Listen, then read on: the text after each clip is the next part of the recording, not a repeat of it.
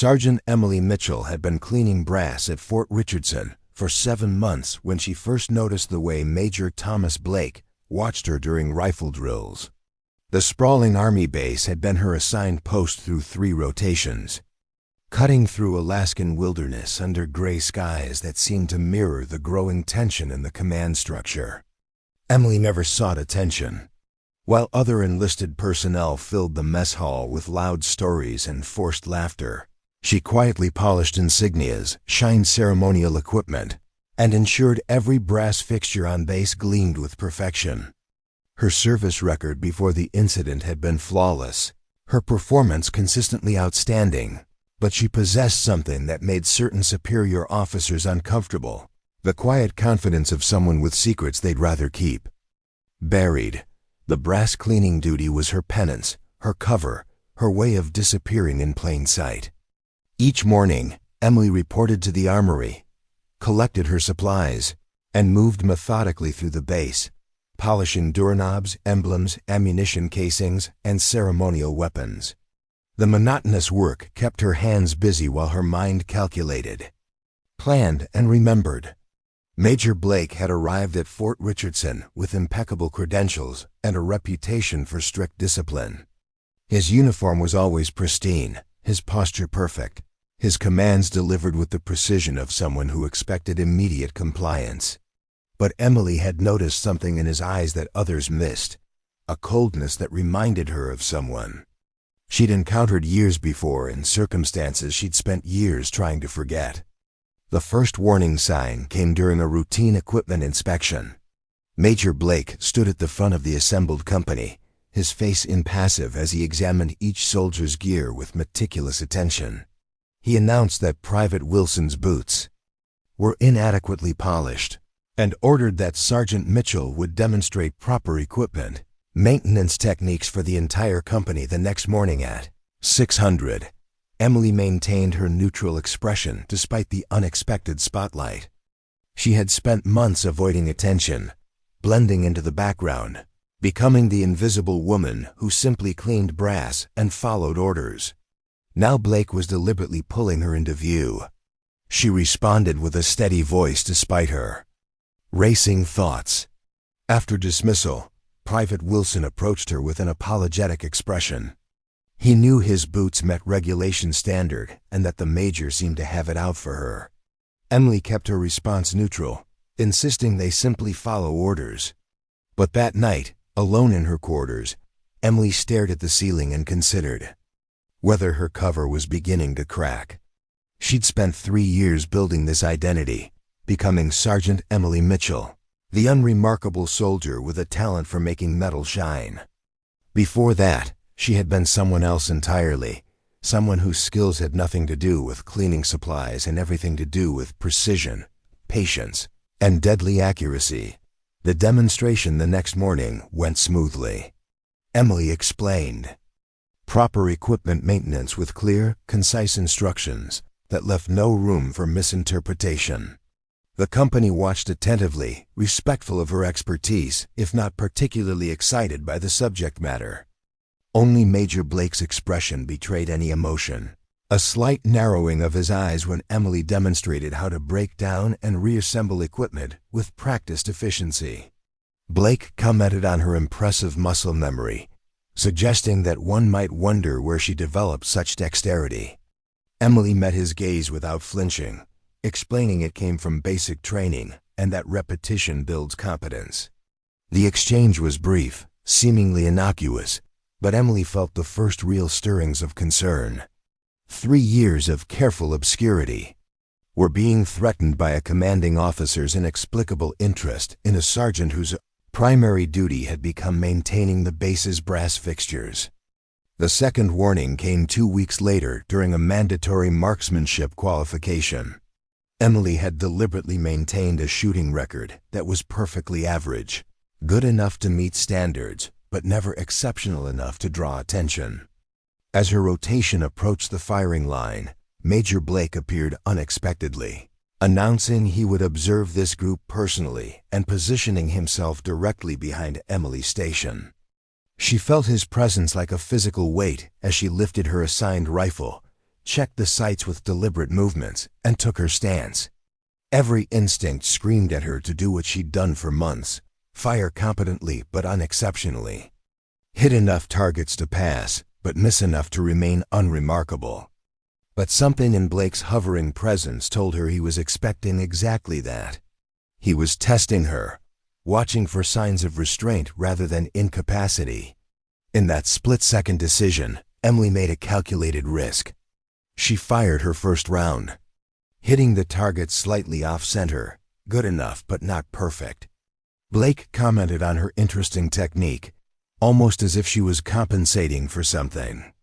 The comment should have meant nothing to anyone else, but to Emily, it carried dangerous implications. She completed her qualification with the same deliberate averageness she'd maintained for months, but the damage was done. Major Blake wasn't watching her because she was failing. He was watching because he suspected she was hiding her true capabilities. After the qualification, Master Sergeant James Ramirez approached her in the armory as she cleaned her weapon. He observed that the major had a strange interest in her, noting that in 20 years of service he'd never seen an officer so focused on someone whose job was basically custodial. Emily continued cleaning her rifle with methodical precision, insisting she was sure he had his reasons. Ramirez replied that he had served with officers who used their rank to pursue personal agendas, warning her to be careful because something didn't feel right about Blake's attention. That evening, Emily accessed her personnel file through proper channels, reviewing every detail of the identity she'd inhabited for 3 years. Everything was in order: her transfer from Fort Benning, her previous assignments, her unremarkable performance evaluations. There was nothing in Sergeant Emily Mitchell's record that should attract special scrutiny from a commanding officer like Blake, yet his interest persisted, becoming more obvious as days passed. He began appearing wherever she worked, asking pointed questions about her background, her training, her previous assignments. Each question seemed innocent in isolation, but formed a pattern that grew increasingly alarming. Blake asked about her service at Fort Benning before this posting. She confirmed 2 years in administrative support. He found it curious, mentioning he had colleagues at Benning who didn't recall an NCO with her particular talents. Emily maintained her composure, continuing to polish without interruption, noting it was a large installation with over 120,000 personnel. Blake agreed, commenting that such places were easy to get lost in, to become someone new, perhaps. The implication hung in the air between them, but Emily merely nodded respectfully and continued her work. Inside, her mind was calculating risk, assessments, and contingency plans. Major Blake wasn't simply a difficult officer. He was actively investigating her past. The question was why, and how much he already knew. The catalyst came during the base's annual shooting competition. Participation was mandatory for all personnel, with preliminary rounds determining who would represent each company in the finals. Emily had carefully planned her strategy: shoot well enough to avoid negative attention, but poorly enough to be eliminated in early rounds. As she prepared for her qualification round, Master Sergeant Ramirez appeared beside her with an unusually serious expression. He was pulling her for special assignment, explaining that the general was visiting next week and all brass in the administration building needed to be perfect. She would start immediately. Emily recognized the lifeline he was offering. Ramirez added that Major Blake had specifically requested her participation in the competition, saying something about revealing hidden talents. He had overridden Blake with the general's visit preparation, warning her to watch herself because this wasn't normal attention from a commanding officer. Emily thanked him with a nod and headed toward the administration building, her mind racing. Blake's interest had progressed from observation to active maneuvering. He was creating situations designed to force her to reveal skills she'd been hiding. The question was no longer if he suspected something, but how much he knew and what evidence he possessed. For the next 3 days, Emily immersed herself in preparing the administration building, grateful for the legitimate excuse to avoid Blake's scrutiny. She polished every surface to mirror perfection, creating a brass showcase that would impress even the most demanding general. More importantly, the assignment kept her away from the shooting range where the competition continued without her. On the fourth day, as she polished the brass plaques outside the commander's office, Major Blake appeared in the corridor. His uniform was impeccable as always, but his expression carried a triumphant edge that sent warning signals through Emily's carefully maintained composure. Blake called to Sergeant Mitchell, commenting on her dedication to brass cleaning, almost as if she was hiding from something more important. Emily straightened to attention, explaining she was preparing for the general's visit as ordered. Blake replied that the timing was convenient, but he'd been conducting his own investigation. He asked if he should call her by another name entirely. Emily's face revealed nothing, but her pulse quickened. She insisted she didn't understand. Blake smiled coldly, revealing that Fort Benning had no record of a Sergeant Emily Mitchell, with her service number during the years she claimed to be stationed there. He called it a curious administrative error. The confrontation she'd been avoiding for 3 years had arrived. Emily assessed her options in milliseconds: deny, confess, deflect, or run. Each carried potentially devastating consequences. She suggested there must be some mistake in the records and offered to provide copies of her transfer paperwork. Blake agreed he was sure she could, his tone suggesting he believed otherwise. He explained that falsifying military documentation was a serious offense carrying significant penalties. He stepped closer, invading her personal space in a deliberate intimidation tactic, unless there was something she'd like to tell him about who she really was, and why she was hiding in plain sight, polishing brass at a remote Alaskan base. Emily maintained eye contact, refusing to be intimidated while her mind calculated escape routes and consequences. She insisted her record spoke for itself. Blake challenged this, announcing that tomorrow she would participate in the final round of the shooting competition. Colonel Sanders had taken a personal interest after Blake mentioned certain inconsistencies in her file. She would demonstrate her actual marksmanship abilities, not the mediocrity she'd been carefully maintaining. The trap was set, and Emily saw limited options for escape. If she refused the direct order, she risked immediate investigation. If she participated and deliberately performed poorly, Blake clearly had evidence to challenge her results. If she revealed her true abilities, her carefully constructed cover would collapse. She replied with military precision, buying time to consider her increasingly limited options. As Blake walked away, his posture radiating satisfaction, Emily felt the identity she'd maintained for 3 years beginning to crumble. She had come to Fort Richardson seeking anonymity, using the monotonous duty of cleaning brass as her cover, while she hid from a past that now threatened to resurface. Tomorrow would force her hand, either reveal her true abilities or face investigation that would uncover her secrets regardless. That night, Emily sat alone in her quarters, staring at a small metal case hidden beneath her standard-issue footlocker. Inside was the only connection to her previous life, a custom-made firing pin with microscopic markings that matched no registered weapon in any military or law enforcement database. It was both her greatest liability and potentially her only leverage if things went catastrophically wrong. As she contemplated her limited options, a knock at her door startled her from her thoughts. Master Sergeant Ramirez stood outside, his expression grave. He said they needed to talk, not there. They walked in silence to the motor pool, a location relatively free from surveillance and unlikely to be occupied at this late hour. Among the silent vehicles, Ramirez finally spoke. Blake was pushing for her immediate administrative separation. He'd submitted paperwork claiming identity falsification and potential security breach. Whatever his issue with her, it had gone beyond professional concern. Emily nodded, unsurprised but grateful for the information. She asked why he was telling her this. Ramirez studied her for a long moment, explaining that in 22 years in uniform, he'd developed a sense about people. He didn't know what she was hiding, but he knew she wasn't a threat to this unit or its personnel.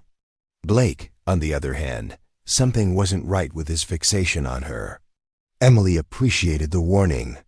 Ramirez continued, revealing that Blake had arranged for special observers at tomorrow's competition. Whatever he was expecting her to demonstrate, he was making sure it was well documented. The walls were closing in faster than Emily had anticipated. Her carefully maintained cover was collapsing, and with it, the safety she'd constructed over 3 years of meticulous deception. She thanked the master sergeant and said she would handle it. As she returned to her quarters, Emily made the difficult decision she'd been avoiding. Her current identity was compromised, but she couldn't risk exposure of her true background. Tomorrow's competition would require a careful balance, revealing enough skill to appear honest while concealing the deadly precision that had once defined her existence. The shooting range was unusually crowded the next morning. Emily noted several officers she'd never seen before, their attention focused on the competition lanes with unnatural intensity. Blake stood among them, his posture confident and his expression expectant.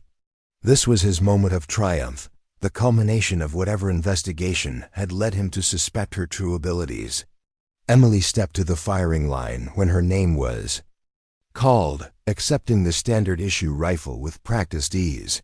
She checked the weapon efficiently, but without the instinctive thoroughness that would betray years of specialized training. As she took her position, she felt Blake's eyes fixed on her, waiting for the confirmation of his suspicions. The first round of targets appeared, standard silhouettes at varying distances.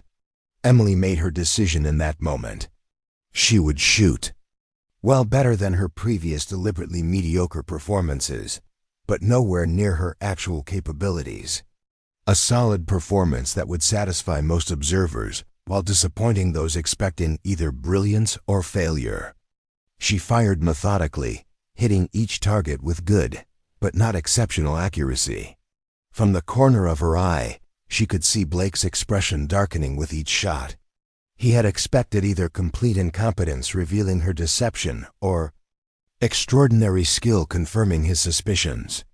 Instead, she was demonstrating exactly what her record suggested, a competent but unremarkable soldier. When the first round ended, Blake approached the range officer, engaged in intense conversation, then turned toward Emily with renewed determination. The range officer announced a special demonstration round. Sergeant Mitchell would proceed to the advanced course. The advanced course was typically reserved for special operations personnel and competitive shooting teams, a challenging sequence of moving targets, obscured positions, and extreme distances. It was designed to separate the merely proficient from the exceptionally skilled. Blake had maneuvered her into a position where average performance would be impossible to maintain. As Emily moved to the advanced course starting position, she noticed additional observers with recording equipment. Whatever happened in the next few minutes would be documented, analyzed, and potentially used to destroy the identity she'd maintained.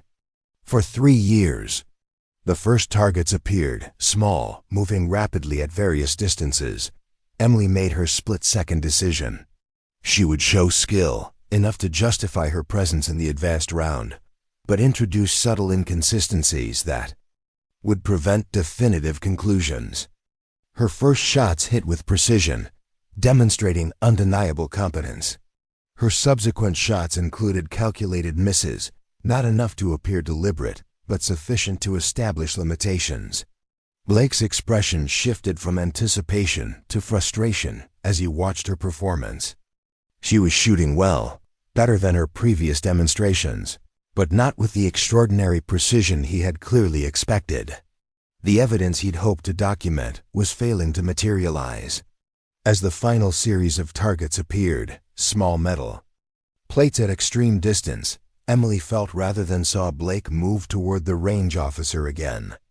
Their conversation was brief but intense, and she read the physical cues of escalating demands being reluctantly accepted. The range officer announced a final demonstration, his tone suggesting this was outside normal protocol.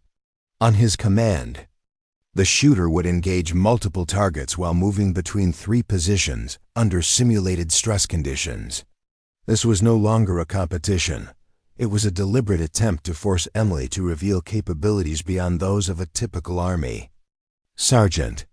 The course they had arranged would require extraordinary skill to complete successfully, precisely the kind of evidence Blake was seeking to confirm his suspicions about her true identity. Emily approached the starting position, aware that every movement was being scrutinized and recorded. The scenario would involve moving quickly between positions while engaging targets that would appear unpredictably. Success would require not just accuracy but instinctive shooting abilities developed through years of specialized training, exactly the skills her Sergeant Mitchell identity shouldn't possess. As the buzzer sounded, Emily began the course, moving efficiently between positions while engaging targets as they appeared.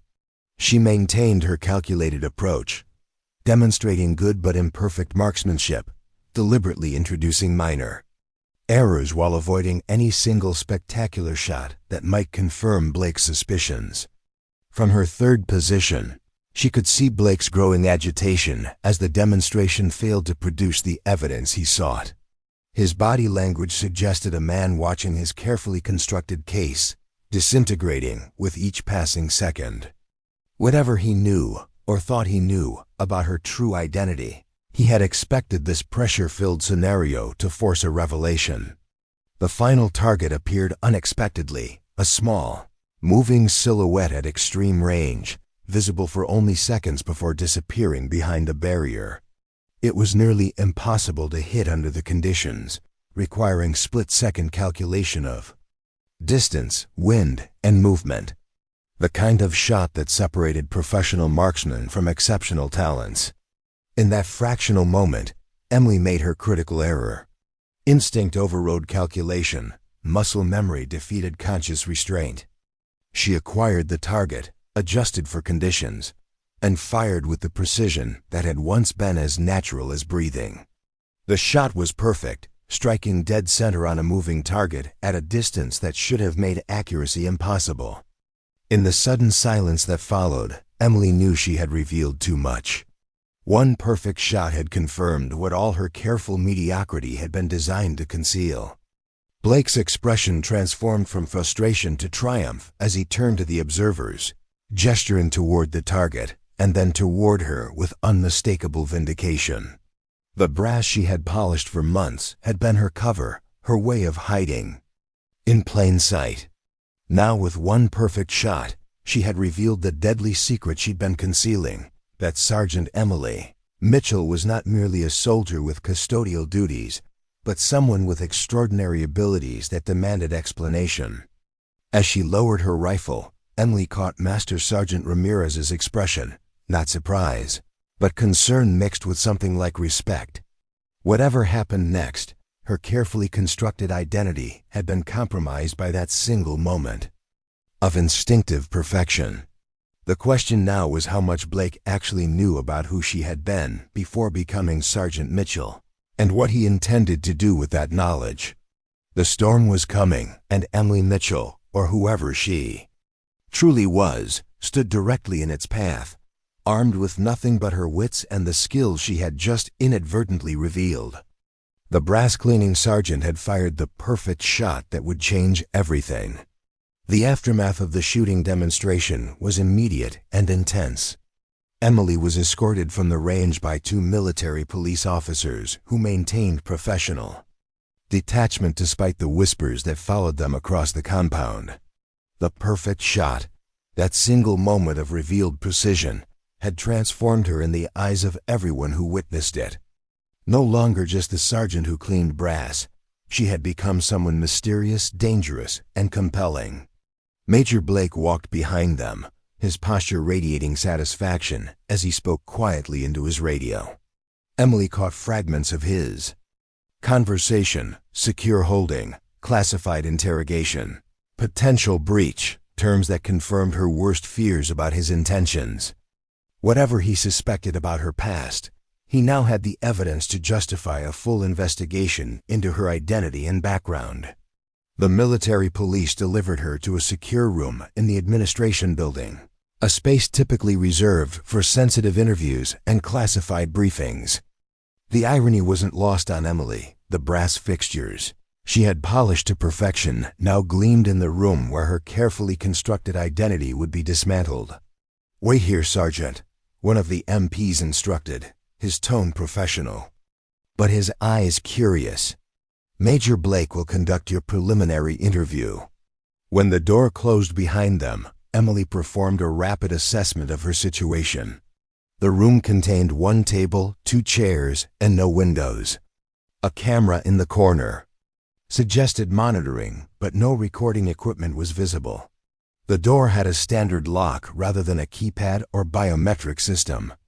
In tactical terms, it was a containment space rather than a high-security facility, designed to hold cooperative personnel rather than determined threats.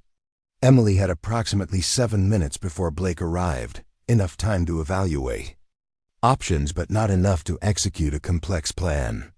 She could attempt to escape, using skills that would further confirm his suspicions. She could maintain her cover story despite the damning evidence of her marksmanship. Or she could selectively reveal information, offering enough truth to satisfy immediate scrutiny while preserving her most critical secrets. The door opened precisely 6 minutes later. Major Blake entered alone, carrying a thin file folder and wearing an expression of barely contained triumph. He placed the folder on the table between them and remained standing, a deliberate power move designed to establish psychological dominance. "Sergeant Emily Mitchell," he began, infusing her name with skepticism. "That's the identity you've been using for the past 3 years. Before that, you supposedly served at Fort Benning in administrative support. Before that, your record shows basic training at Fort Jackson and enlistment in Seattle." Emily maintained neutral eye contact, neither confirming nor denying his statements. "Except," Blake continued, opening the folder, "there's no record of an Emily Mitchell with your service number at Fort Benning during those years. No drill sergeant at Fort Jackson remembers a recruit with your name and physical description. And the Seattle recruitment office has no documentation of your enlistment interview."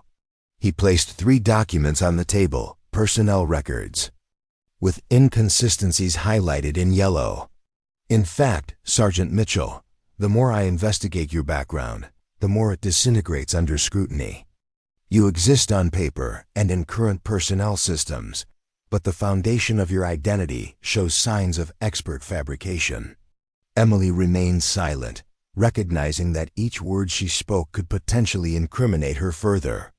Blake interpreted her silence as an invitation to continue his exposition. "What interests me isn't just the fabricated background, Mitchell. It's why someone with your extraordinary capabilities would choose to hide in plain sight, spending day after day cleaning brass fixtures on a remote Alaskan base." He leaned forward, his voice dropping to a near whisper. "Who are you hiding from? Or is it who you're waiting for?" The question carried implications that sent a chill through Emily's carefully maintained composure. Blake wasn't just questioning her identity. He was suggesting knowledge of her true purpose at Fort Richardson. "Sir, I believe there's been a misunderstanding," Emily replied, her voice steady despite the alarm bells ringing in her mind. "My service record is accurate to my knowledge. If there are administrative errors, I'm willing to cooperate with any investigation to resolve them." Blake laughed without humor. "Administrative errors don't explain what I saw on that range. Today, that final shot, hitting a moving target at that distance under those conditions, that's not standard Army training. That's not even Special Forces qualification level. That's something else entirely." He pulled another document from the folder, a photograph taken moments after her perfect shot, capturing her stance and expression in high resolution. "This isn't the first time you've made that shot, is it? The muscle memory was too perfect. The execution too instinctive. You forgot to maintain your mediocrity because under pressure, true training emerges. Emily recognized the dangerous territory this conversation was entering. Blake had moved beyond suspicion into certainty, and his questions were designed to confirm specific theories rather than explore general possibilities. "I've always been a good shot, sir," she offered, providing the minimum information that might satisfy his immediate curiosity.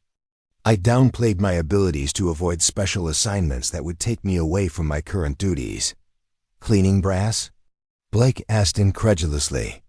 "You expect me to believe that someone with your skills chose to polish doorknobs rather than serve in more challenging capacities? That doesn't align with the psychological profile of someone with your obvious training." The reference to psychological profiling suggested Blake had consulted specialists about her case, concerning evidence that his investigation had progressed further than she had realized. "Permission to speak freely, sir." Blake nodded, curious. What approach she would take. Not every soldier seeks advancement or recognition. After my experiences at previous postings, I preferred the predictability and solitude of maintenance duties. It provided structure without the complications of command responsibility. It was a plausible explanation for someone with certain types of combat trauma or disillusionment with military hierarchy, a psychological narrative that might satisfy superficial scrutiny without revealing her true motivations. Blake studied her for a long moment, weighing her explanation against whatever theories he had developed. "Interesting perspective, Mitchell. Unfortunately, it doesn't explain the falsified background or your extraordinary capabilities." He closed the folder with deliberate slowness. "You're being placed under security restriction, pending full investigation into your identity and purposes. You'll be transferred to Fort Wainwright tomorrow for specialized debriefing with intelligence personnel. Until then, you'll remain in secure quarters under guard." The transfer to Wainwright represented an escalation Emily couldn't afford. Intelligence debriefing would involve more sophisticated questioning techniques, possibly including chemical enhancement and psychological manipulation. Her cover identity would not withstand that level of scrutiny. "Is that really necessary, sir?" "I'm willing to cooperate fully here at Richardson." "I'm afraid you've exhausted your options for cooperation, Mitchell, if that's actually your name. The time for voluntary disclosure was before you demonstrated abilities that contradict your supposed background." As Blake moved toward the door, Emily made her critical calculation. She needed to provide enough information to delay the transfer, without revealing details that would further compromise her security. "Ghost protocol," she said quietly. Blake froze, his hand on the door handle. The term clearly registered with significant impact. He turned slowly, his expression transformed from satisfaction to intense focus. "What did you say?" "Ghost protocol, Major. I believe that term has meaning to someone with your particular background and connections." Blake returned to the table, all pretense of casual interrogation abandoned. "Explain how you know that term and what it means to you, now." Emily had taken a calculated risk, using terminology she had observed in classified documentation during her time at Fort Richardson. Ghost Protocol was a compartmentalized intelligence program involving deep cover assets, something Blake's reaction confirmed he had knowledge of, despite it being well above his apparent security clearance. "I'm not at liberty to explain further without proper authorization," she replied, exploiting the rigid protocols surrounding classified programs. "But I suggest you contact Colonel Harriman at Pentagon Intelligence Operations before proceeding with any transfer." The mention of Harriman, a name Emily had gleaned from secured communications, visibly shook Blake's confidence. He was now facing the possibility that his investigation had compromised an active intelligence operation, potentially endangering his career and security clearance. "You're claiming to be operating under Ghost Protocol?" His tone mixed disbelief with new caution. "I'm not claiming anything specific, sir. I'm simply suggesting that proper protocols be followed." before actions are taken that might interfere with sensitive operations. Blake studied her with new uncertainty, his previous confidence replaced by calculation. If she was actually an intelligence asset operating under deep cover, his aggressive investigation could be construed as interference with classified operations, a serious offense that could end his military career. "Wait here," he ordered, his tone significantly altered from his previous triumphant approach. When the door closed behind him, Emily allowed herself a moment to acknowledge the danger of the gambit she had just attempted. Using classified terminology had bought her time but increased the stakes exponentially. If Blake verified that she had no connection to Ghost Protocol, her situation would worsen dramatically. If, however, the program was sufficiently compartmentalized, the mere suggestion of her involvement might create enough uncertainty to delay her transfer. Outside the room, she could hear Blake's voice, though not his specific words. The tension in his tone suggested urgent communication with superior officers about the unexpected development. Emily used the time to mentally prepare for multiple contingencies, from immediate high-security detention to opportunities for tactical withdrawal if supervision lessened. 27 minutes later, the door opened again. Blake entered with a second officer Emily recognized as Colonel Sanders, the base executive officer. Their expressions suggested a significant shift in the situation. "Sergeant Mitchell," Sanders began, his tone carefully neutral, "there seems to be some confusion regarding your status and assignment. Major Blake has been pursuing legitimate security concerns based on inconsistencies in your record." Emily maintained her composed expression, recognizing the careful language of officials navigating potentially classified territory. "However," Sanders continued, glancing at Blake, "we've received guidance from command that your case requires specialized handling. You'll remain at Fort Richardson under modified duty restrictions while appropriate determinations are made." The development was unexpected but welcome, suggesting that her reference to Ghost Protocol had created enough uncertainty to delay the threatened transfer to Wainwright. Blake's expression confirmed this interpretation, his previous confidence replaced by professional caution. "Thank you, Colonel," Emily responded with appropriate military courtesy. "I'm happy to comply with any restrictions while this matter is resolved. You'll be reassigned to restricted administrative duties effective immediately," Sanders explained. "Major Blake will continue to function as the primary investigating officer, but all findings will be reviewed through appropriate channels before action is taken." The arrangement was a compromise, maintaining the investigation while imposing oversight that would prevent Blake from taking unilateral action. Emily recognized it as temporary breathing room rather than resolution, but it was significantly better than immediate transfer to intelligence debriefing. As she was escorted to new quarters, a private room in the officers' section with subtle but definite security monitoring, Emily calculated her dramatically altered circumstances. Her cover identity had been compromised, her extraordinary abilities revealed, and her presence at Fort Richardson transformed from anonymous maintenance worker to suspected operative.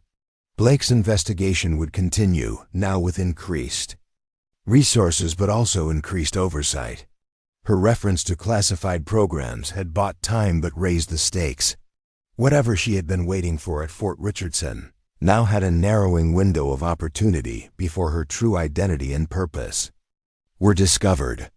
That evening, as she sat in her monitored quarters reviewing her limited options, an unexpected visitor arrived.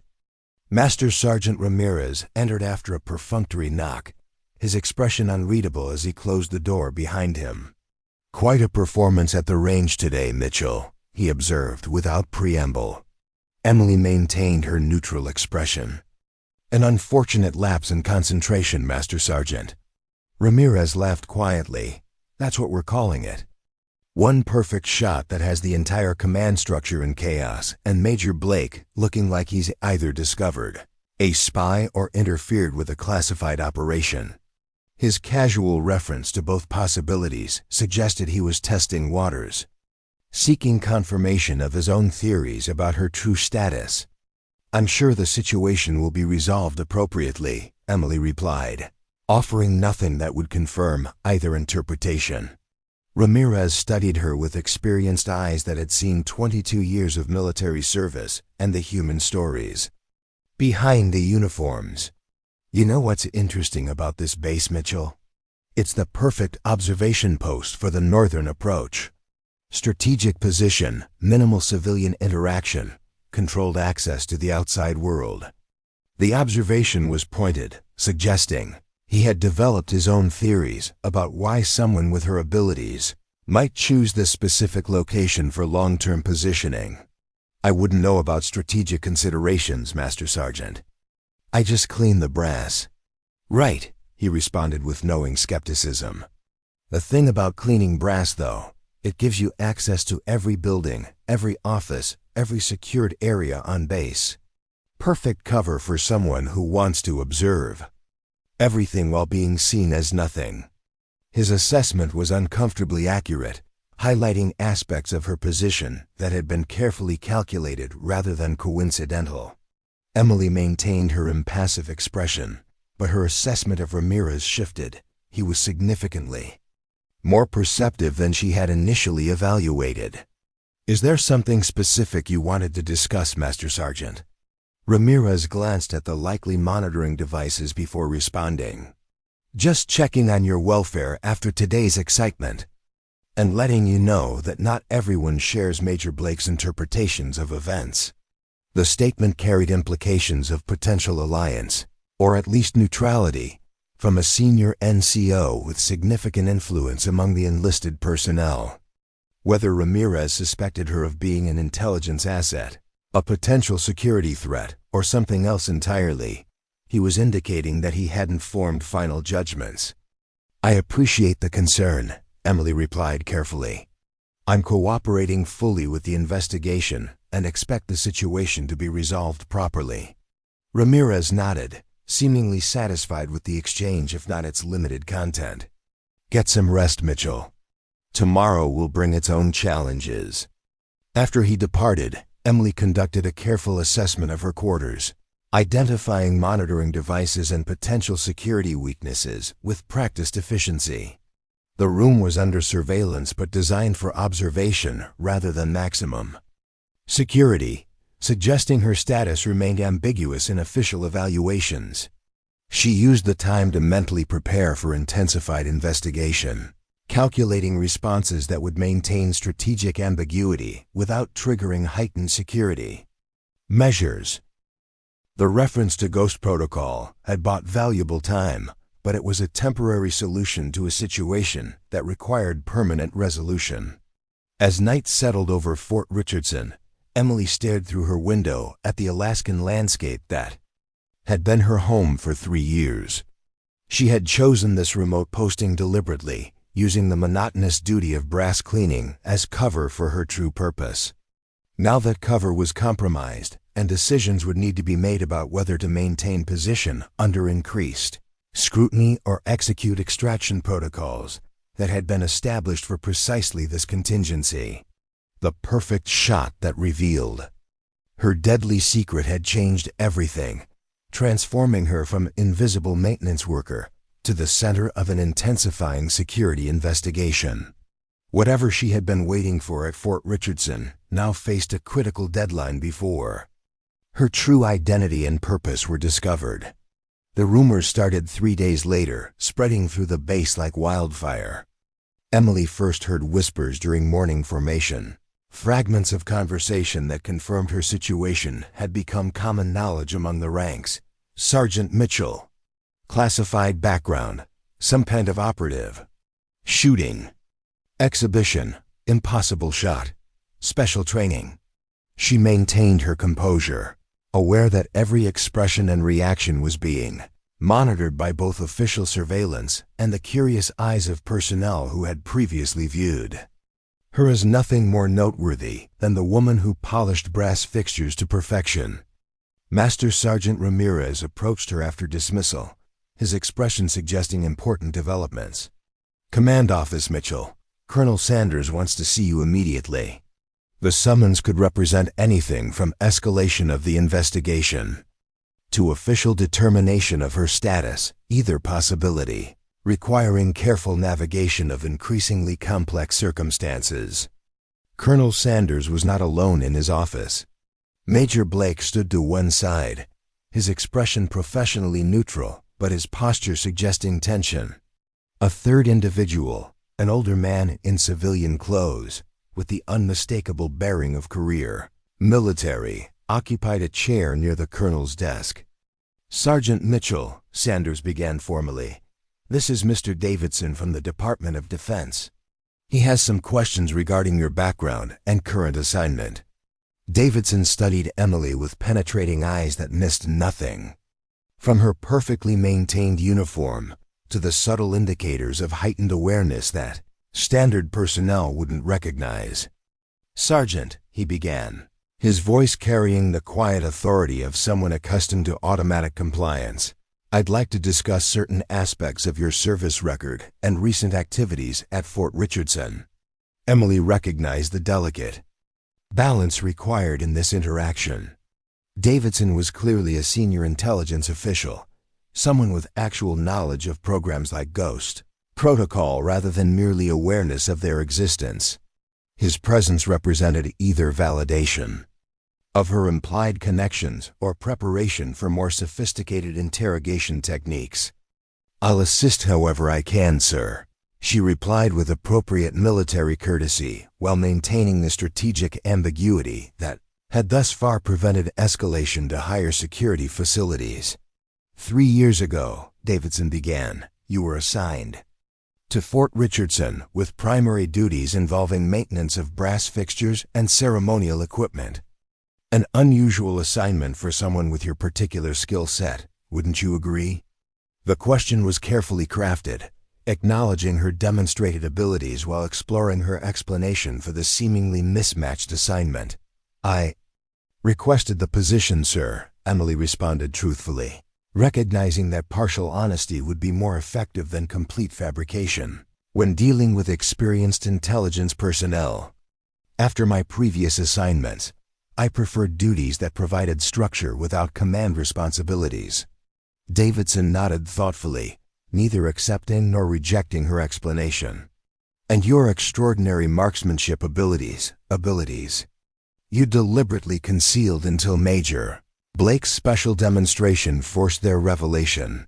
How do you explain the disparity between your documented skills and what we witnessed on the range?" Emily maintained steady eye contact with Davidson, recognizing the critical importance of this exchange. Her response would determine whether she was transferred to high-security interrogation facilities or maintained her increasingly precarious position at Fort Richardson. "Some soldiers prefer not to stand out, sir," she replied carefully. "Excellence creates expectations that can limit operational flexibility." Davidson's slight smile suggested her choice of words had confirmed something significant to him. "Operational flexibility," he repeated thoughtfully. "Interesting terminology for someone in a maintenance position." Major Blake shifted impatiently, clearly frustrated by the measured pace of Davidson's questioning. "Sir, with respect, Sergeant Mitchell has demonstrated capabilities inconsistent with her documented background and has referenced classified programs without proper authorization. Standard protocol would dictate immediate transfer to secure facilities for comprehensive debriefing." Davidson turned his penetrating gaze to Blake, studying him with the same analytical intensity he had directed at Emily. "Major, I appreciate your diligence in security matters. However, standard protocols sometimes require modification when dealing with non-standard situations." The rebuke was delivered with such quiet authority that Blake had no choice but to acknowledge it with a stiff nod. Colonel Sanders remained silent, watching the interaction with the careful neutrality of a commanding officer navigating waters beyond his direct authority. Davidson returned his attention to Emily. "Sergeant Mitchell, if that is indeed your name, we find ourselves in an unusual situation. Your demonstrated capabilities suggest specialized training inconsistent with your documented military background. Your reference to certain classified programs implies knowledge that should be impossible for someone with your official clearance level.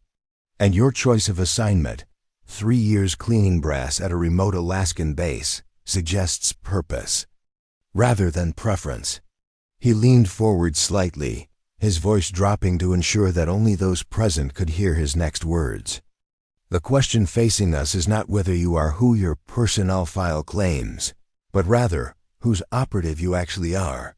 The directness of the question created a pivotal moment. Emily had maintained strategic ambiguity throughout the investigation, allowing Blake and others to form theories without confirming any specific narrative.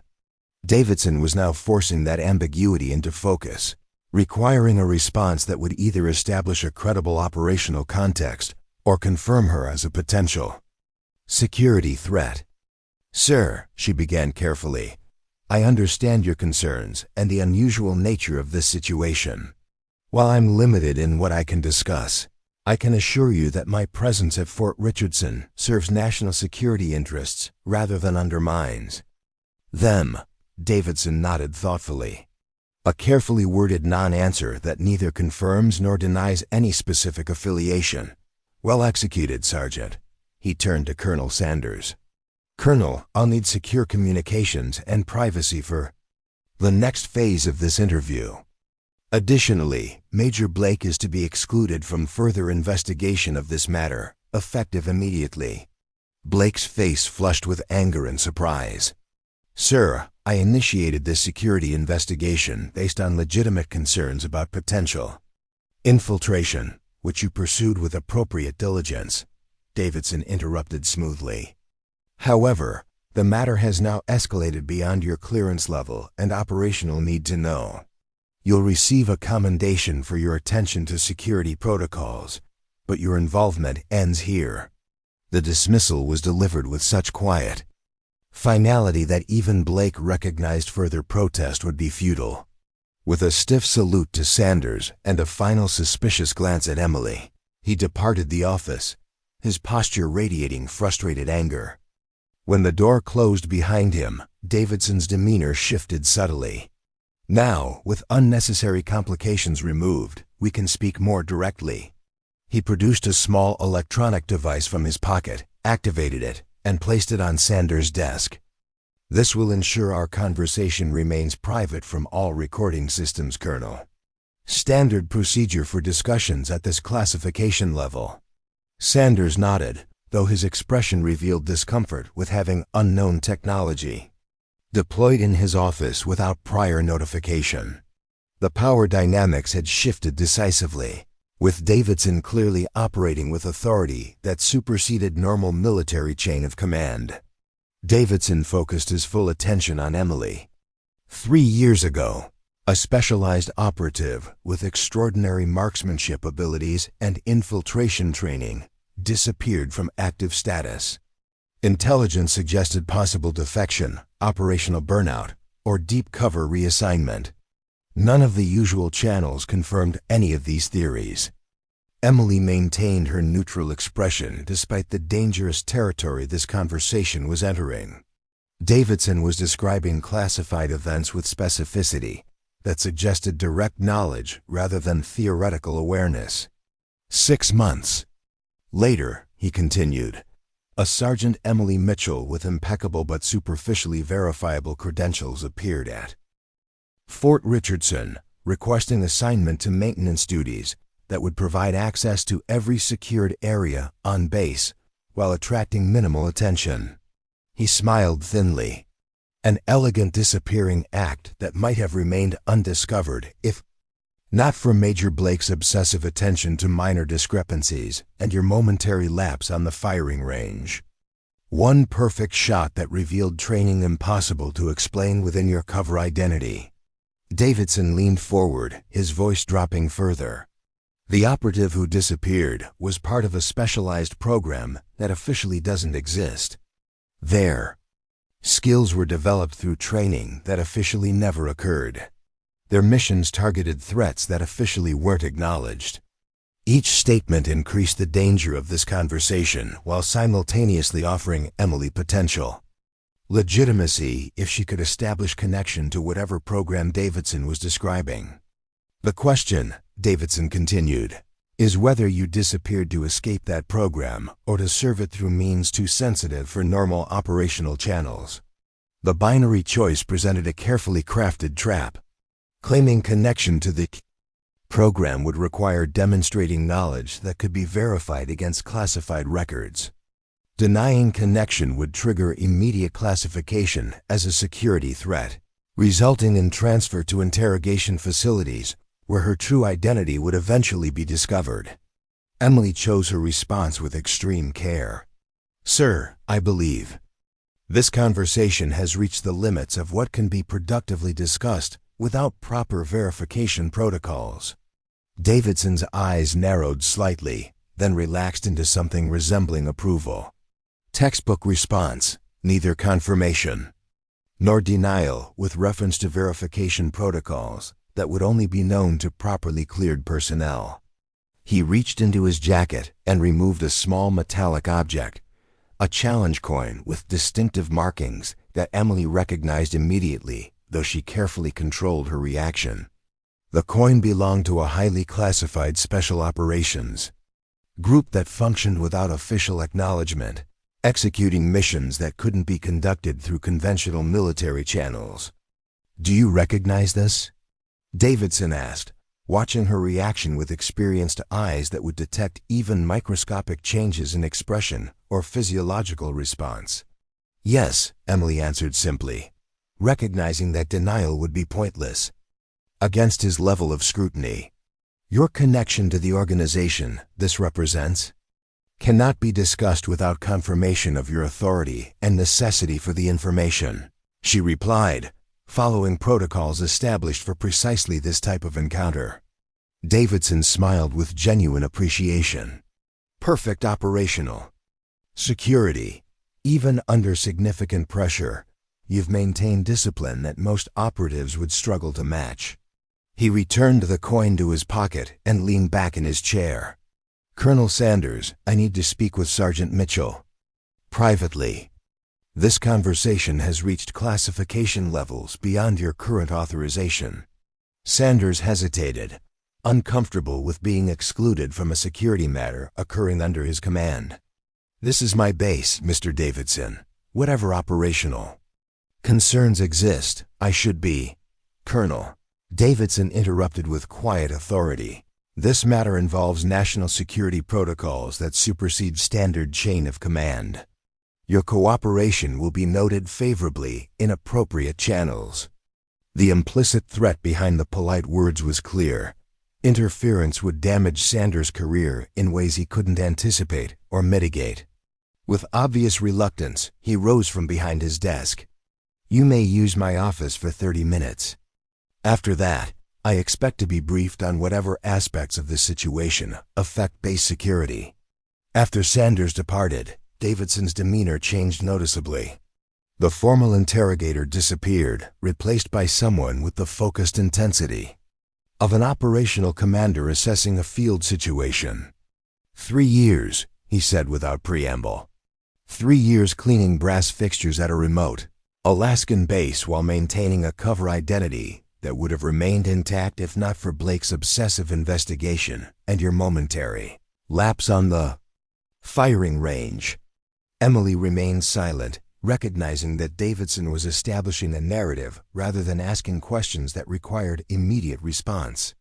The question isn't whether you're an operative, that much is obvious to anyone with appropriate background.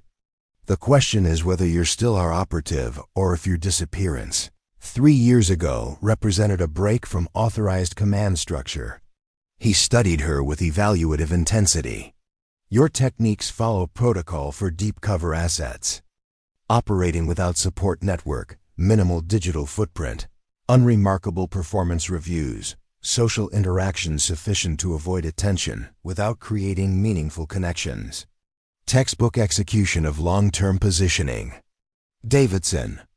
leaned forward, his voice dropping to ensure complete privacy. "What I need to know right now is whether you're in position at Fort Richardson under authorized operational parameters, or if you've gone rogue. The answer determines whether you receive support or elimination." The stark choice presented the first genuine opportunity to establish operational context that might protect her position. Emily made her calculated decision. "Sentinel Protocol," she said quietly. "Authorization Sierra 9 Delta. Position maintained under Operation Northern Watch." The coded reference carried significant risk if Davidson wasn't actually cleared. For the operation she was referencing, her response would confirm unauthorized knowledge of classified programs. If, however, he was the operational controller she suspected, the reference would establish her legitimate status. Davidson's expression remained neutral for 3 long seconds before relaxing into subtle confirmation. Verification acknowledged. "Status report?" The simple response transformed the entire dynamic, confirming Davidson as an authorized controller for the operation she had been supporting through her positioned observation at Fort Richardson. Emily shifted from defensive security to operational, reporting with seamless efficiency. Position maintained for 39 months.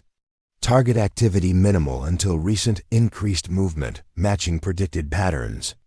Surveillance maintained on approach vectors with 70% coverage of designated observation zones. Davidson nodded with evident satisfaction. Blake's investigation couldn't have come at a worse time. "We're approaching critical threshold for anticipated activity. Your compromised status complicates operational security significantly." He considered the situation with the calculating efficiency of someone accustomed to managing complex field operations. "We have 3 options. Extract you immediately and lose positioned observation capability. Maintain your cover with enhanced backstopping to mitigate Blake's investigation. Or transition you to acknowledged operative status with classified assignment parameters."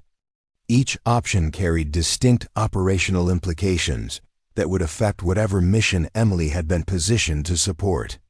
Her preference was clear, but would depend on Davidson's assessment of overall mission priorities. "Anticipated timeline. To action threshold?" she asked, seeking critical information that would inform her recommendation. "Based on current intelligence, 14 to 21 days, Davidson replied. "Significantly shorter than previously estimated due to accelerated activity patterns." The timeframe created clear operational imperatives. Extraction sacrifices positioned observation at critical phase.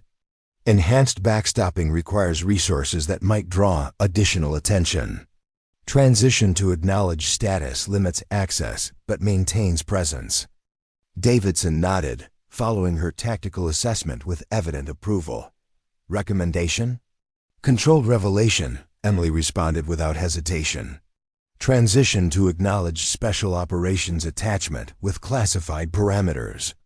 Maintain presence through critical phase with modified access protocols." It was the most pragmatic solution given the compromised cover identity and critical operational timeline.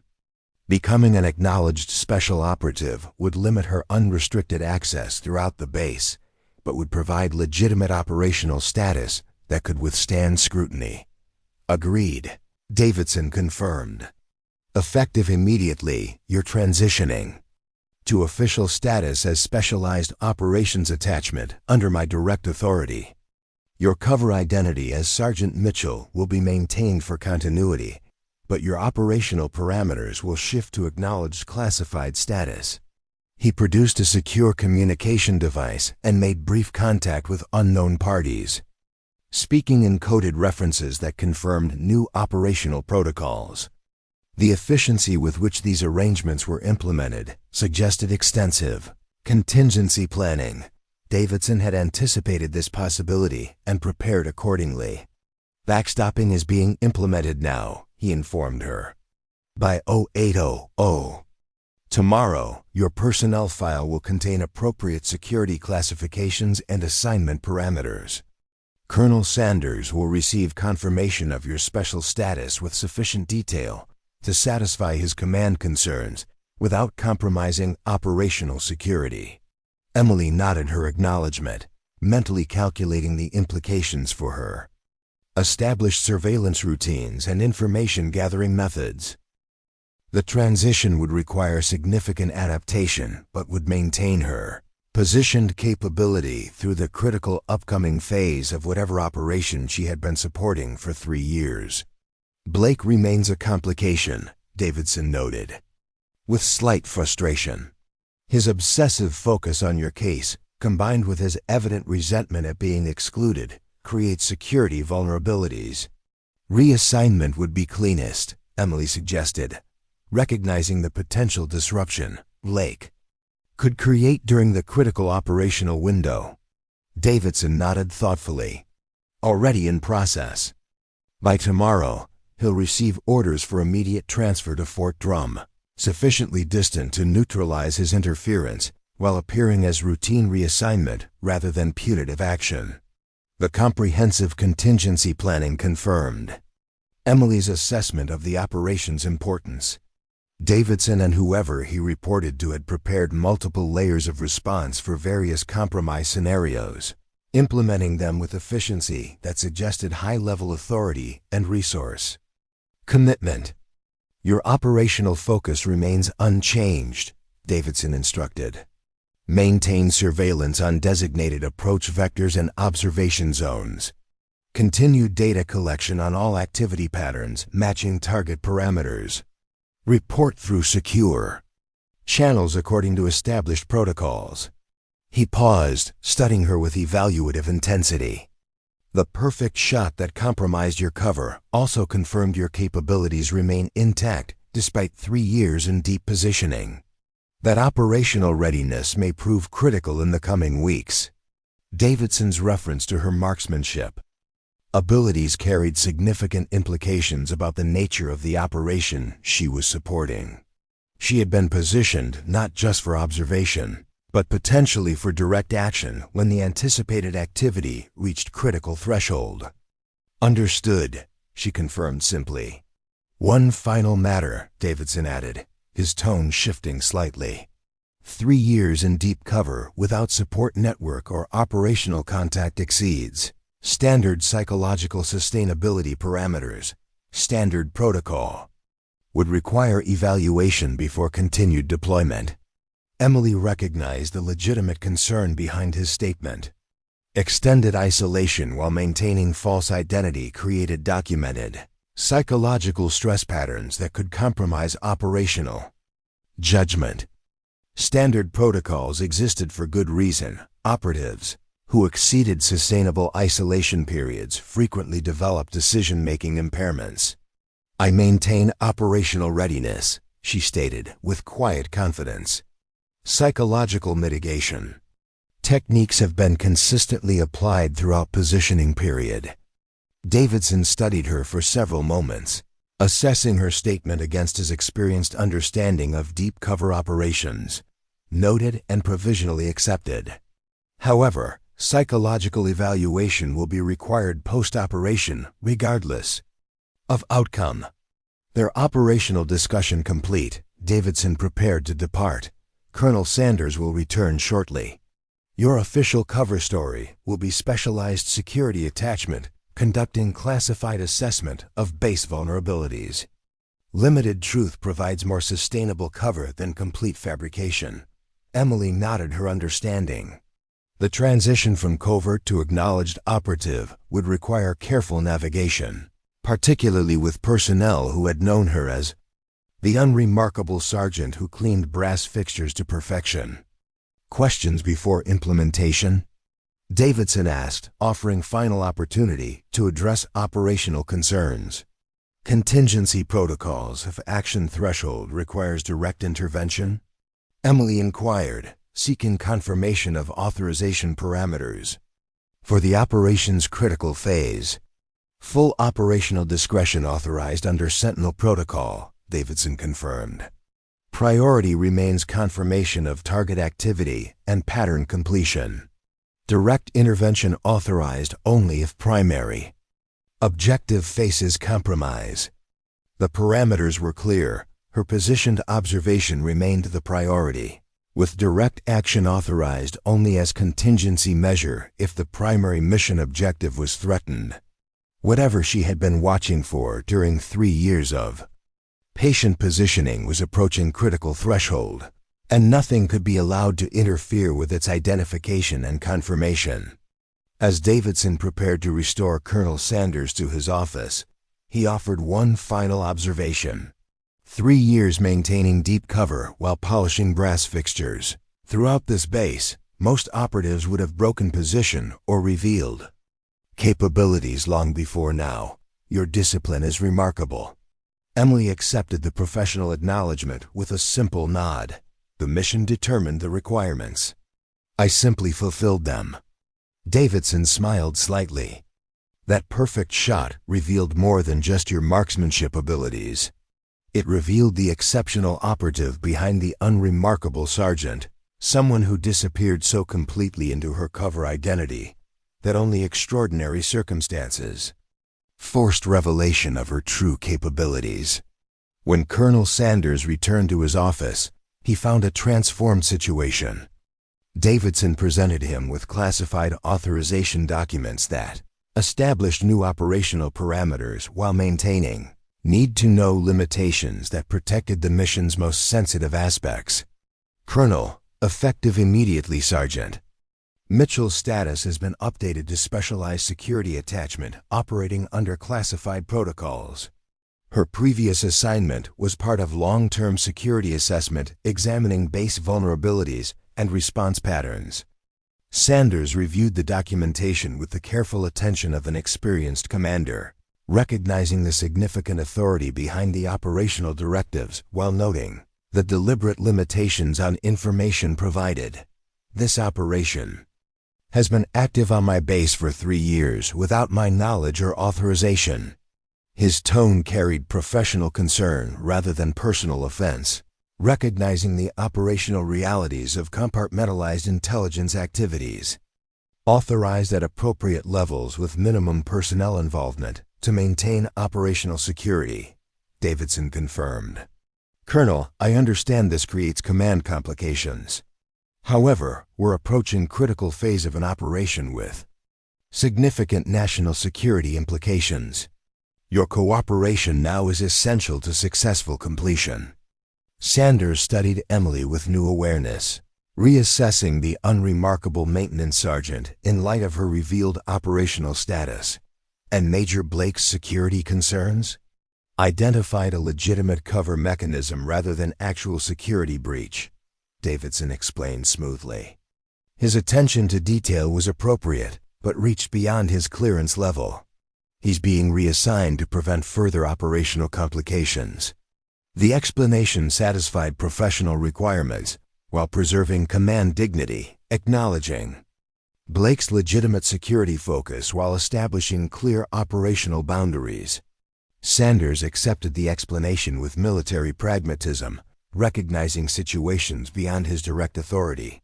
Very well, he acknowledged. What does this mean for day-to-day operations? Sergeant Mitchell transitions to acknowledged special status with classified assignment parameters, Davidson explained. Her operational requirements remain similar but with official authorization for activities previously conducted under cover. Duties. The transition was elegant in its simplicity, maintaining positioned capability while providing legitimate operational status that could withstand scrutiny. Emily would continue her surveillance activities with modified access protocols, but without the need to maintain the fiction of being merely a maintenance sergeant. As they finalized implementation details, Emily reflected on the extraordinary transition occurring after 3 years of patient positioning.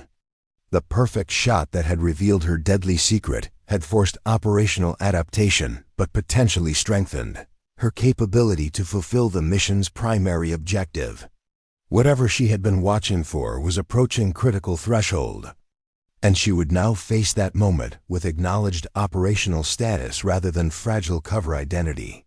The brass she had polished for months had been her cover, her way of accessing every corner of the base while remaining functionally invisible. Now, with her true capabilities revealed and her operational status acknowledged, she would complete the mission that had required such extraordinary patience and discipline.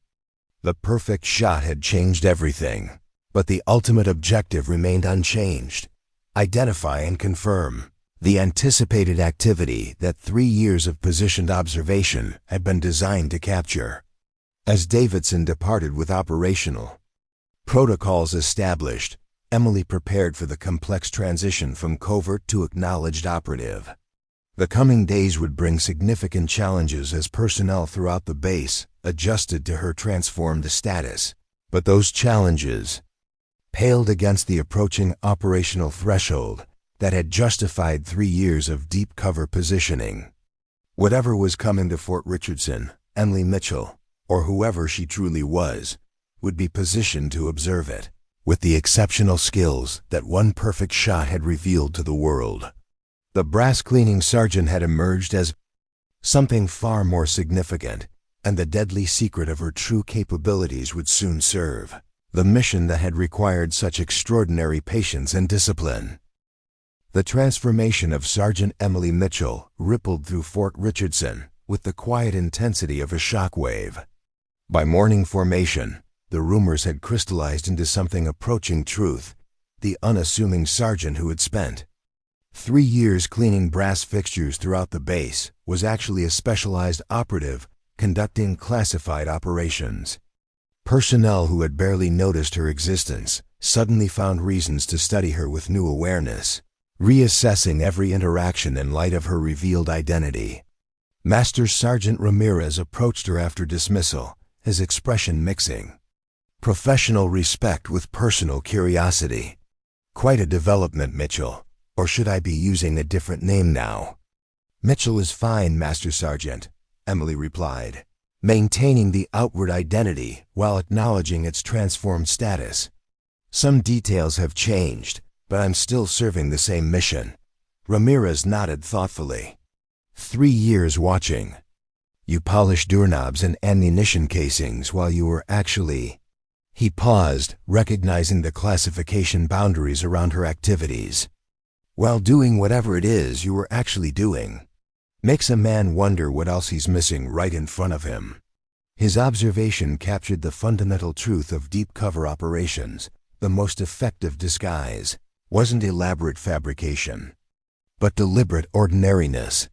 Emily had succeeded not by creating a complex false persona, but by becoming so unremarkable that her presence registered as merely functional rather than noteworthy. Sometimes the best place to hide is in plain sight, she offered, acknowledging the operational truth without revealing specifics. "And Major Blake? Word is he's being transferred effective immediately." "Reassignment to Fort Drum," Emily confirmed, maintaining the official narrative. His security concerns were appropriate, but reached beyond his operational clearance. Ramirez accepted the explanation with the pragmatism of a career NCO who understood that some military matters operated beyond standard chains of command. "Whatever you're really doing here, Mitchell, I'm guessing the next few weeks will be significant. Anything the rest of us should know?" The question presented the first test of Emily's new operational parameters, balancing acknowledged status against mission security. "Standard security protocols remain unchanged," she replied carefully. "Increased vigilance on perimeter monitoring and visitor processing would be appropriate." The guidance was deliberately general while focusing attention on areas that might prove relevant to her surveillance objectives. Ramirez recognized both the operational relevance and the classification limitations.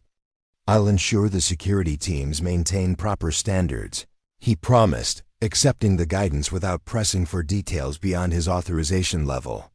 As Ramirez departed, Emily began her transition from covert to acknowledged operative. With the methodical efficiency that had characterized her 3 years of deep positioning, Her first priority was recalibrating surveillance routines to function without the cover of maintenance duties that had previously granted unrestricted access throughout the base. Colonel Sanders had issued her special authorization credentials.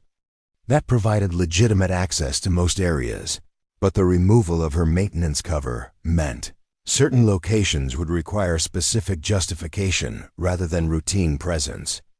The operational adaptation would require careful planning to maintain effective surveillance of critical observation zones during the approaching threshold period. Emily was establishing modified monitoring protocols in her newly assigned operations room when Lieutenant Colonel Harris, the base security officer, arrived with evident purpose. His expression suggested professional concern rather than operational hostility. "Sergeant Mitchell," he began formally, "I've been briefed on your updated status and assignment parameters. We need to discuss coordination requirements for your operation and my security responsibilities." The conversation represented a significant shift from her previous positioning. For 3 years, she had operated without acknowledgement, conducting surveillance activities under the cover of maintenance duties. Now she faced the complex challenge of maintaining operational effectiveness while coordinating with base security leadership. "Of course, Colonel," she acknowledged.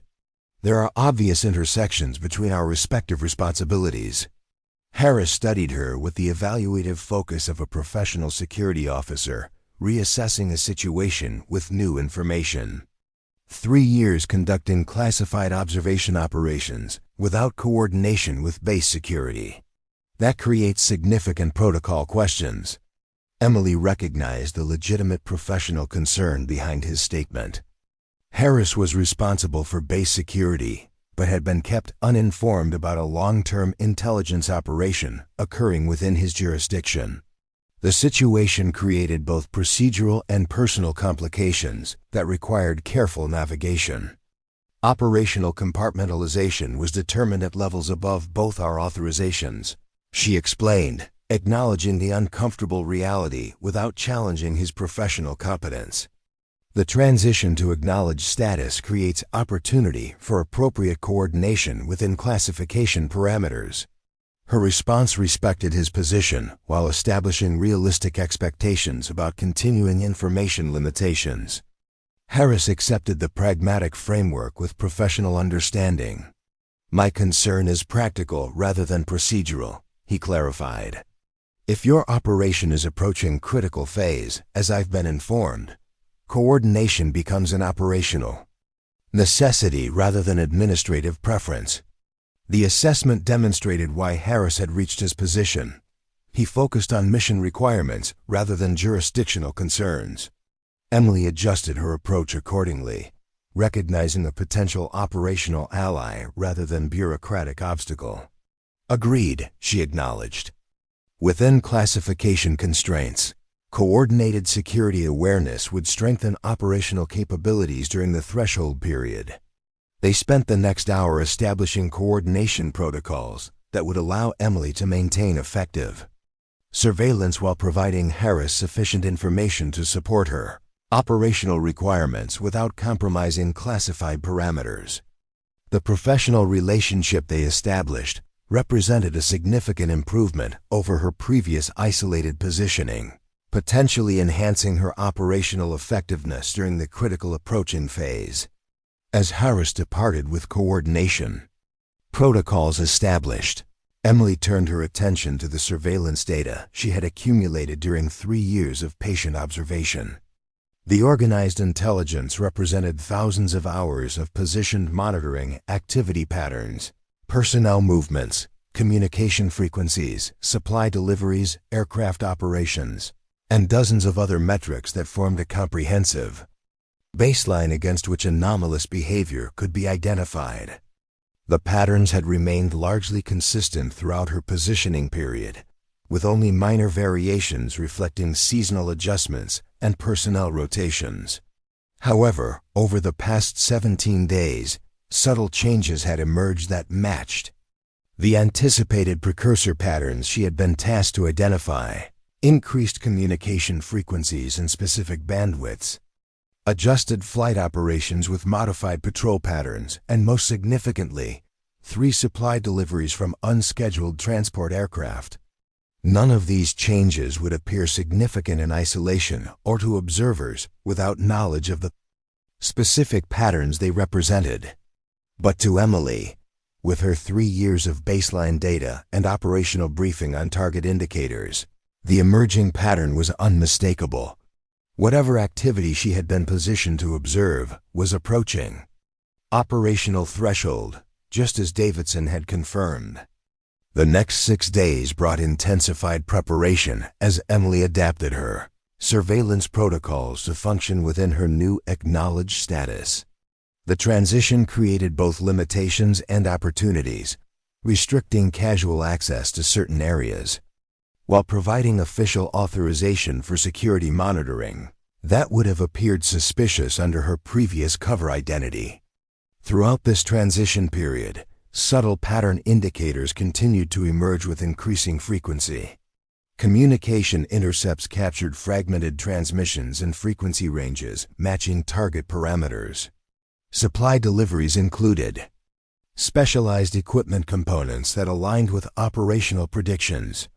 Personnel movements showed adjustments consistent with anticipated security preparations for significant activity.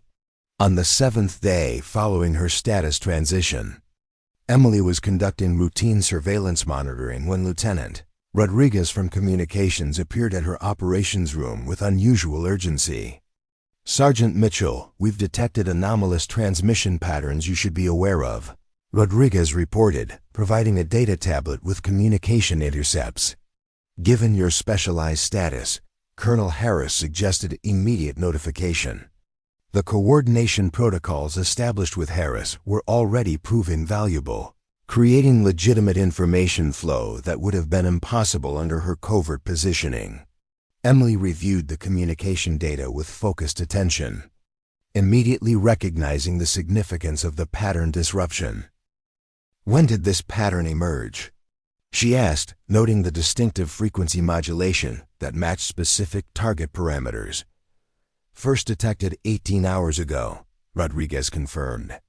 "Initially appeared as background interference but developed coherent pattern characteristics over the past 4 hours. Nothing in our standard protocols identifies the transmission source or purpose." Emily recognized the transmission characteristics immediately. They matched specific operational briefings regarding anticipated communication methods for the target activity she had been positioned to observe. After 3 years of patient waiting, the first definitive indicator had emerged. "I'll need continuous monitoring of this frequency range with immediate notification of any pattern changes," she instructed, maintaining professional focus despite the operational significance of the development. "Already implemented," Rodriguez confirmed. Colonel Harris authorized dedicated monitoring resources when the pattern first emerged. The effective coordination further validated Emily's transition to acknowledged status. Under her previous cover identity, accessing this critical information would have required elaborate maneuvering rather than direct notification. The operational advantages were becoming increasingly apparent as the situation approached threshold. Emily spent the next 14 hours analyzing the transmission patterns against her accumulated surveillance data, identifying correlations that confirmed operational predictions with increasing confidence. Whatever activity she had been positioned to observe was no longer approaching, it had begun, with initial phases matching anticipated parameters with remarkable precision.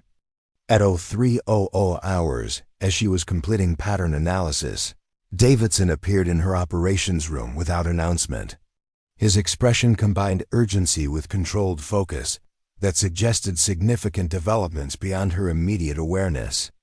"Sentinel Actual is on site," he informed her without preamble, using the operational code for the mission controller. "Pattern confirmation has triggered elevated response protocols."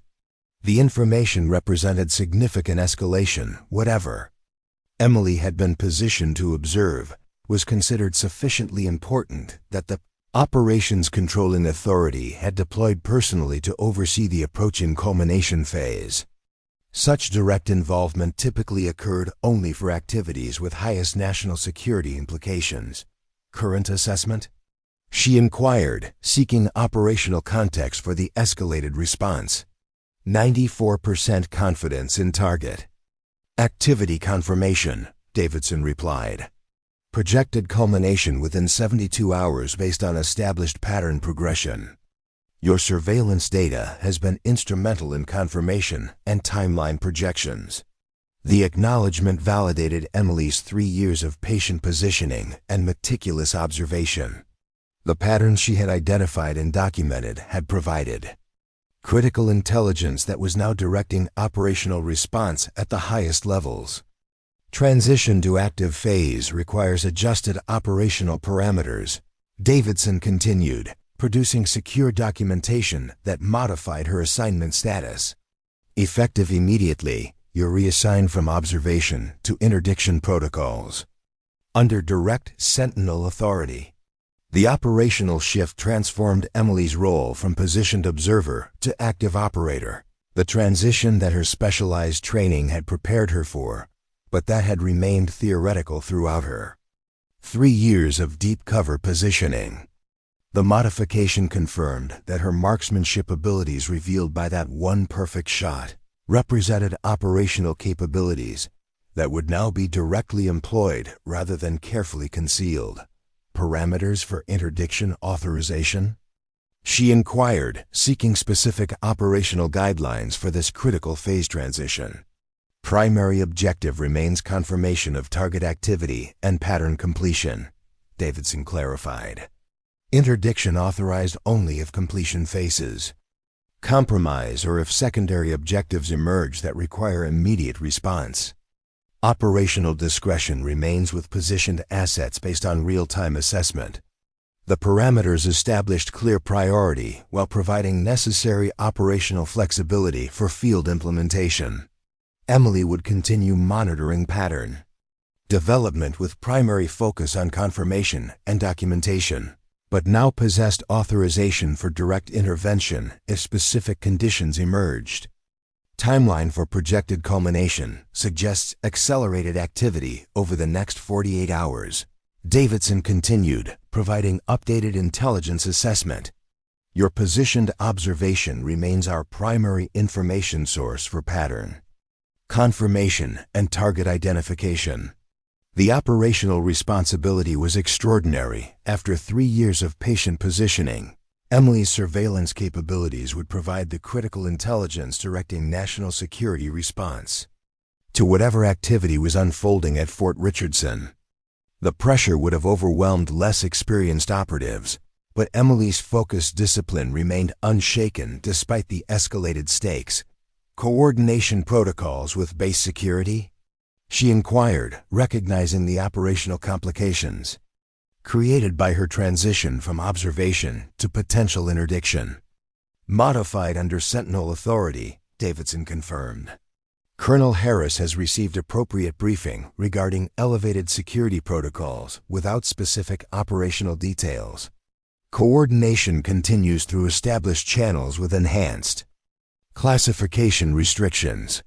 The arrangements maintained necessary operational security while preserving the coordination advantages Emily had established following her transition to acknowledged status.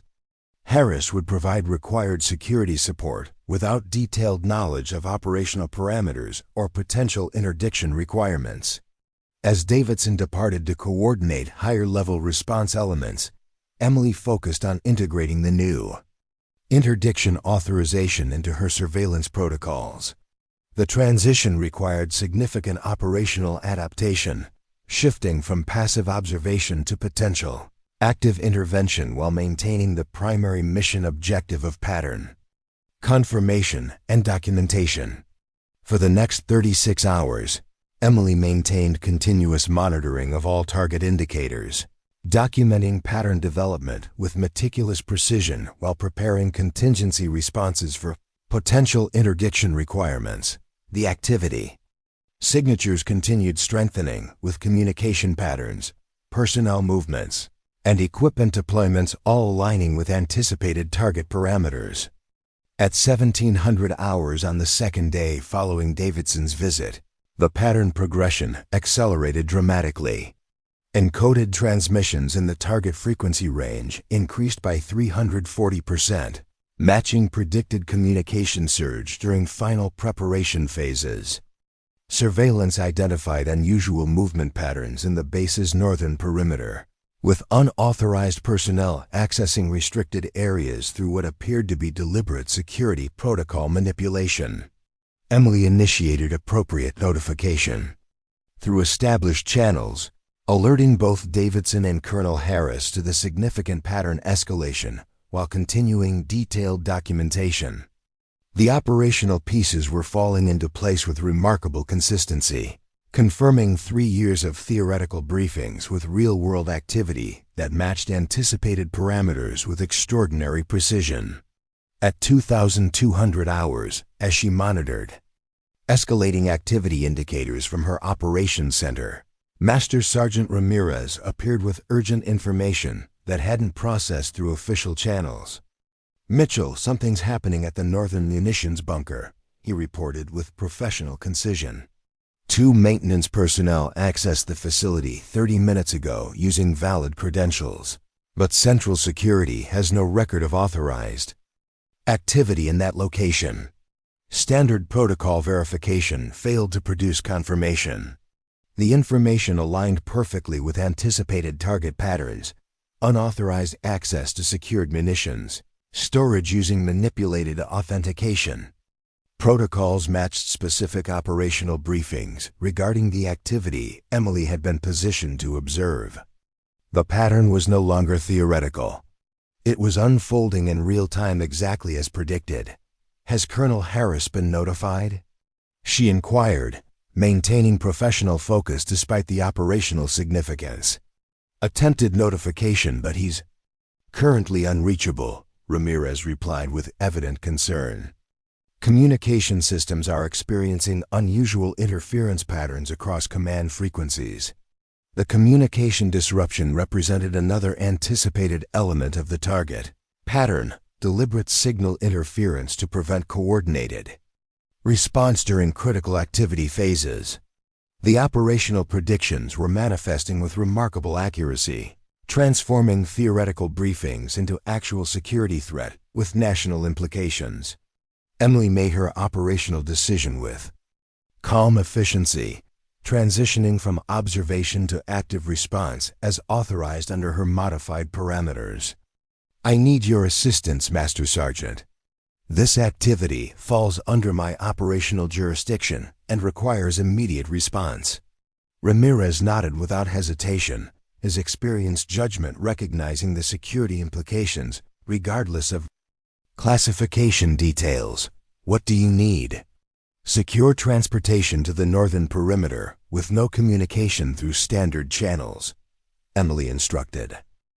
"This operation requires direct intervention with minimal footprint." As they moved toward the vehicle pool, Emily made final operational preparations with practiced efficiency. For the first time in 3 years, she accessed the secured equipment cache she had maintained throughout her positioning period. Specialized tools that transformed the unassuming sergeant who cleaned brass into the exceptional operative, revealed by that one perfect shot. The northern munitions bunker stood isolated at the perimeter edge, its unassuming exterior concealing high-security storage for specialized ordnance and demolition equipment.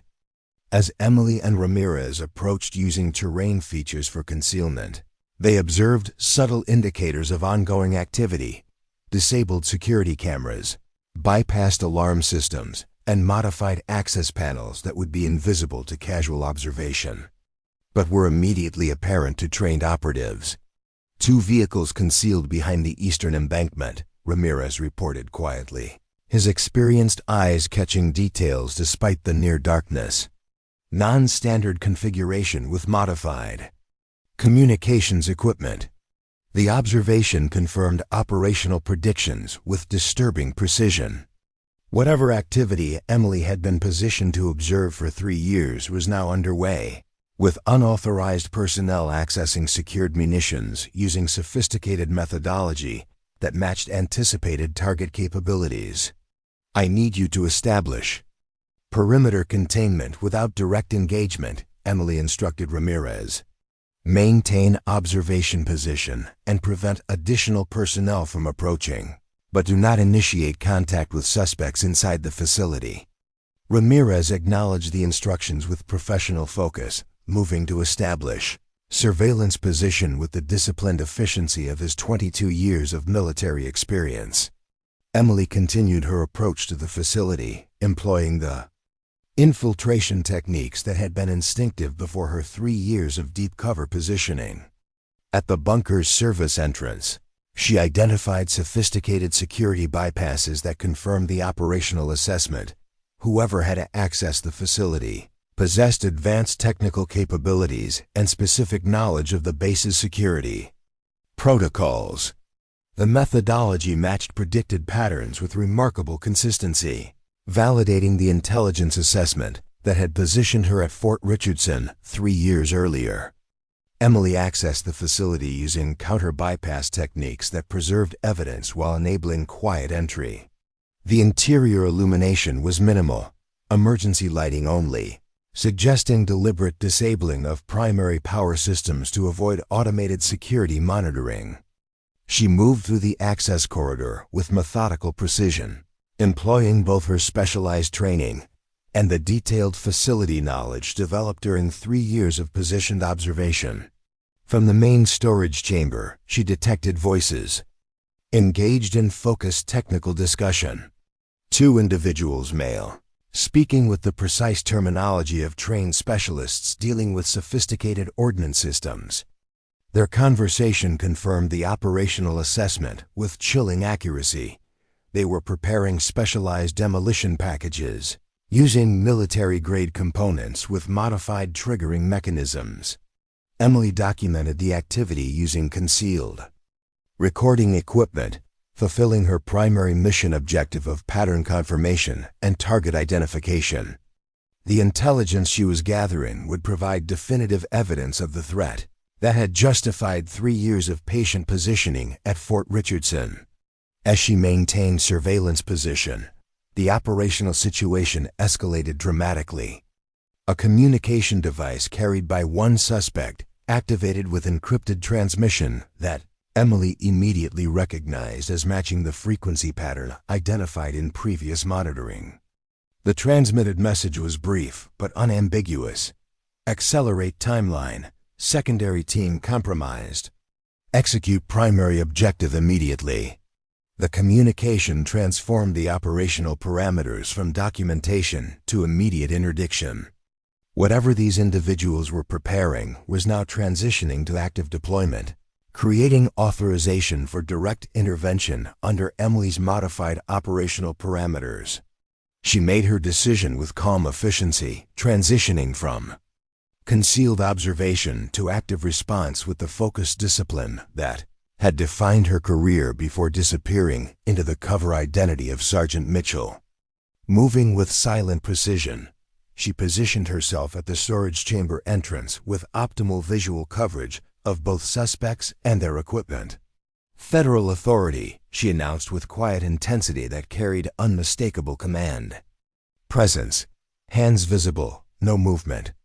The suspects responded with the trained reactions of experienced operatives: immediate threat assessment, calculated response options, and coordinated positioning that revealed professional preparation, rather than panicked improvisation. Their disciplined response confirmed operational assessment of target capabilities, validating 3 years of intelligence predictions with disturbing accuracy.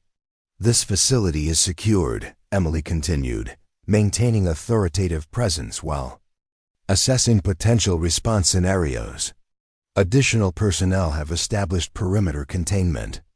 Compliance is your only viable option." The older suspect, clearly the operation leader based on behavioral indicators, made rapid calculation of their tactical situation. His expression reflected professional assessment rather than emotional reaction. "You're not standard military police," he observed with analytical precision. Response timeline indicates predetermined surveillance rather than reactive security. Our operational assessment failed to identify position counterintelligence assets. The acknowledgement confirmed operational predictions regarding target. Methodology: sophisticated planning with detailed intelligence preparation, but vulnerable to the patient positioning that had placed Emily at Fort Richardson 3 years earlier specifically to detect and counter this anticipated threat. "Your operational timeline has been compromised," Emily informed them with professional detachment. "Secondary team is already in custody, and your communication channels are now monitored. Orderly surrender preserves opportunities that resistance eliminates." The calculated misinformation was designed to create uncertainty regarding their operational security, suggesting broader compromise than had actually occurred while implying potential leniency for cooperation. The psychological leverage was subtle but effective against trained operatives who understood the implications of complete mission failure versus partial compromise. The suspects exchanged brief glances, conducting silent tactical assessment through the micro-expressions and subtle cues that partners with extensive operational history can interpret without verbal communication. Their decision crystallized. Simultaneously, the younger operative making slight weight shift that telegraphed preparation for aggressive response. Emily recognized the indicators from extensive close-quarters combat training, anticipating the attack sequence with milliseconds of advantage that proved decisive. As the younger suspect initiated movement toward concealed weaponry, she executed the precise neutralization technique that her specialized training had instilled through thousands of repetitions. The engagement was brief, controlled, and definitive. 2 targets neutralized with non-lethal efficiency that preserved both intelligence value and evidence integrity. The same exceptional skills that had been revealed in that one perfect shot now manifested in close-quarters response that transformed potential catastrophe into secured threat with minimal operational signature. As she secured the suspects with specialized restraints, Emily activated encrypted communication channel to Davidson using the equipment she had maintained throughout her 3 years of positioning. Sentinel-3 to control. Primary targets. Secured with package containment. Pattern confirmation complete with full evidence preservation. Site secure for specialized response team. The transmission represented the culmination of her 3-year mission, confirming the anticipated threat, documenting the predicted activity pattern, and securing the targets through direct intervention when operational parameters required transition from observation to action. The mission that had required such extraordinary patience had concluded with the focused efficiency that one perfect shot had revealed to an unsuspecting world. When Davidson arrived with specialized response team 17 minutes later, he found a secured site with contained threats and preserved evidence that would provide comprehensive intelligence regarding the operation they had spent 3 years anticipating. Textbook execution, he acknowledged as the team assumed custody of both suspects and equipment. 3 years of positioned waiting followed by precisely calibrated response when operational parameters required direct action. Few operatives could maintain that disciplined transition. Emily accepted the professional acknowledgement with characteristic focus on operational requirements rather than personal validation. Pattern confirmation complete with documented evidence trail. Threat contained with minimal operational signature and maximum intelligence preservation. Davidson nodded with evident satisfaction at both the operational outcome and her professional detachment. The brass-cleaning sergeant who revealed extraordinary capabilities with one perfect shot has now demonstrated why those capabilities justified 3 years of deep cover positioning. Mission success, Operative Mitchell, or whatever your actual designation might be. As specialized teams processed the scene with meticulous attention to intelligence value, Emily reflected on the extraordinary journey from deep cover operative, cleaning brass fixtures, to acknowledged field agent executing direct intervention. The perfect shot that had revealed her deadly secret had ultimately enabled mission success, rather than compromising operational security. Colonel Harris arrived with security response team, having been notified through proper channels once the situation was contained. His expression combined professional focus with newfound respect as he observed the operational aftermath. Seems there was significantly more to your brass cleaning activities than even your updated status suggested, he observed with dry professional humor. Anything my security team should know about other maintenance personnel who might secretly be specialized operatives. Emily smiled slightly at the legitimate question disguised as humor. Standard security protocols remain sufficient, Colonel. Some situations justify exceptional positioning, but your everyday maintenance staff is exactly what they appear to be. As the secured suspects were transferred to specialized custody and the modified demolition equipment was documented for intelligence analysis, Master Sergeant Ramirez approached with the measured respect of someone who had witnessed extraordinary professionalism. 3 years watching you polish brass fixtures, he remarked quietly. Never imagined I was observing someone capable of what I just witnessed. That level of patience, maintaining cover for 3 years while waiting for this moment, that's something beyond standard training. Emily acknowledged his observation with simple honesty. Sometimes the most important missions require the most unassuming approaches. Excellence often looks like ordinary competence until circumstances require its revelation. As the operational teams completed site processing and prepared for departure, Davidson approached with final assessment. Mission parameters achieved with optimal outcome. Your positioned observation provided critical pattern confirmation that prevented significant national security threat. The brass cleaning sergeant with the deadly secret has justified the extraordinary resources invested in this operation. The acknowledgement represented validation of both the mission design and Emily's exceptional execution. 3 years of patient positioning, culminating in precisely calibrated response when operational. Circumstances required transition from observation to direct action. The perfect shot that had revealed her true capabilities had ultimately enabled mission success rather than compromising operational integrity. As specialized teams departed with secured intelligence and contained threats, Emily prepared for her own transition from Fort Richardson. The mission that had required 3 years of deep cover positioning had reached successful conclusion, allowing her to emerge from the identity of Sergeant Mitchell and return to the operational world she had temporarily left behind. Whatever came next would build upon the extraordinary discipline and focused patience she had demonstrated throughout this mission. The brass cleaning sergeant with the deadly secret had fulfilled her purpose, revealing true excellence when circumstances demanded nothing less than perfection. Up next, you've got 2 more standout stories right on your screen. If this one hit the mark, you won't want to pass these up.